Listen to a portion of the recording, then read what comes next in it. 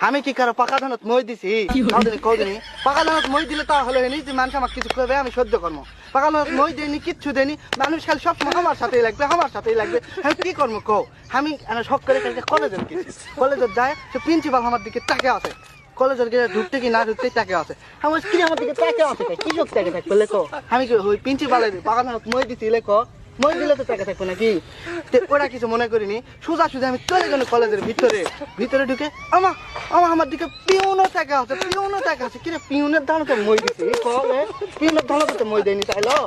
পিউনের দাঁড়াতে মই দেয়নি প্রিন্সিপালের দাঁড়াতে মই দেয়নি তাহলে তাকে আছে কেন তাকে আছে কৃষক আমার দিকে তাকে থাকা লাগে কৃষক তাকে থাকা দেখে আমি মনে করছি না নিজেকে গর্ববোধ মনে করেন যে আমার দিকে মেয়েটাকে আছে তাহলে আমার কপাল ভালো নয় তো ওই জায়গা থেকে আমি ভিতরে গেছি যাই দেখি যে ঘন্টা দেয় না দপ্তরি ওই আমার দিকে তাকে আছে ওই তাকে থাকতে দেখতে আমি খেয়াল করলো